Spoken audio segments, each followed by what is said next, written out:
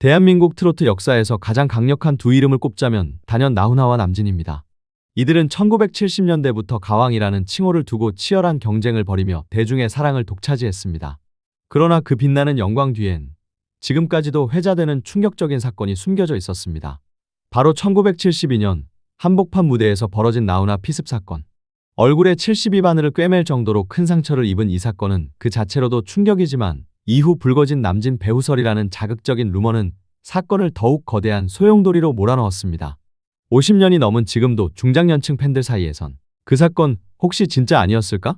라는 속삭임이 들립니다. 괴한이 나훈아를 공격한 뒤 남긴 한마디, 그리고 당대 최고의 라이벌이었던 두 사람 사이의 미묘한 감정선은 이 모든 것을 단순한 루머로 치부하기엔 너무 강렬했습니다. 오늘은 그 충격적인 사건의 전말과 루머의 실체, 그리고 그 이후 두 사람의 관계까지 낱낱이 파헤쳐 보겠습니다. 1972년 6월 4일 서울시민회관. 평소처럼 무대에 오른 나훈아는 관객들 앞에서 혼신을 다해 노래를 부르고 있었습니다. 그런데 갑자기 한 남성이 무대를 향해 돌진해 병조각으로 나훈아의 얼굴을 가격합니다. 공연장은 순식간에 아수라장이 되었고 나훈아는 얼굴 왼쪽에 깊은 상처를 입은 채 피를 흘리며 쓰러졌죠.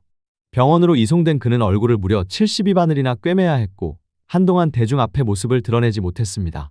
당시 이 사건은 연예계 전체를 뒤흔들었습니다. 국민 가수가 공연 도중 피습당한 전대미문의 사건이었기 때문입니다. 언론은 연일 트로트계 충격 사건으로 대서특필했고 팬들은 충격과 슬픔에 빠졌죠. 그런데 더 큰 파문은 그 다음에 일어났습니다. 체포된 가해자 김모 씨가 경찰 조사에서 충격적인 발언을 한 겁니다. 남진이 시켜서 나훈아를 공격했습니다. 이 한마디는 곧장 대중을 공포와 충격의 도가니로 몰아넣었습니다.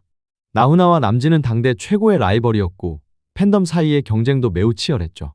나훈아는 진중하고 카리스마 있는 무대로 사랑받았고 남진은 부드러운 미성과 친화력으로 인기몰이를 했습니다.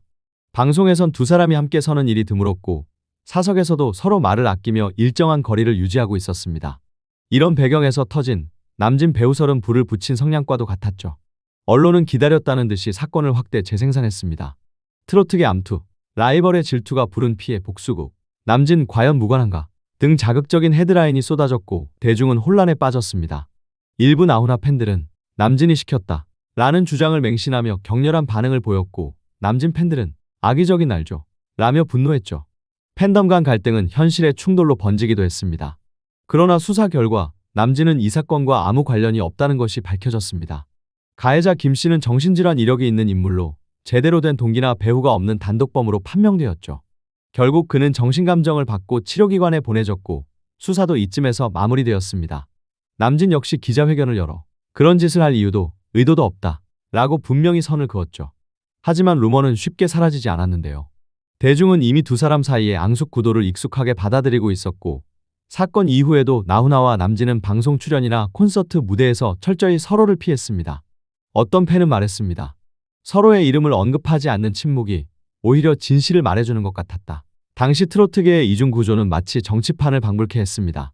나훈아파와 남진파, 팬클럽 간의 대립은 지금의 아이돌 팬덤 못지않았으며 가요제 투표, 콘서트 동원력, 음반 판매까지 모두 경쟁의 대상이었습니다.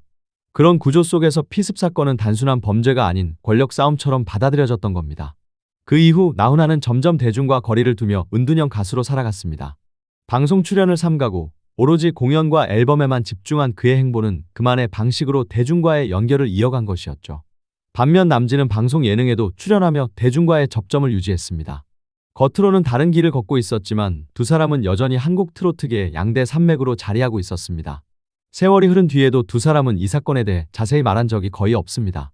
오직 팬들과 언론의 추측만이 무성하게 떠돌았고 사건은 미스터리처럼 남았죠. 하지만 2020년대 들어 이 사건을 조명하는 콘텐츠들이 다시 인기를 끌기 시작했습니다. 유튜브, 다큐멘터리, 신문 칼럼 등에서 다시금 이 충격적인 사건이 재조명되면서 과거를 아는 중장년층은 물론 젊은 세대들까지 관심을 갖기 시작한 겁니다. 일각에서는 이제라도 진실을 제대로 규명해야 한다 라고 주장하지만 이미 수사 결과는 명확했고 진범도 밝혀졌으며 남진도 무고함을 입증받은 상황입니다. 오히려 지금 필요한 건 그 시절 상처를 딛고 각자의 자리에서 묵묵히 음악을 해온 두 사람의 삶과 예술에 대한 재평가일지도 모릅니다. 나훈아의 피습 사건은 단순한 범죄를 넘어 한 시대의 문화와 정서를 고스란히 반영한 사건이었죠. 당시의 사회 분위기, 연예계 경쟁 구도, 팬덤 문화까지 모두가 이 사건에 영향을 미쳤고 한 사람의 허위 진술이 얼마나 거대한 후폭풍을 일으킬 수 있는지를 여실히 보여줬습니다.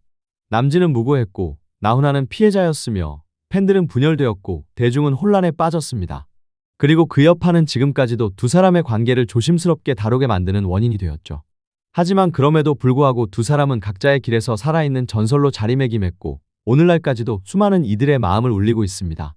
이제는 그 상처를 넘어 두 사람의 음악과 인생을 온전히 바라볼 때입니다. 언젠가 같은 무대에 서는 날이 올지 모릅니다. 만약 그날이 온다면 대한민국 대중음악사의 길이 남을 또 하나의 감동적인 장면이 되지 않을까요?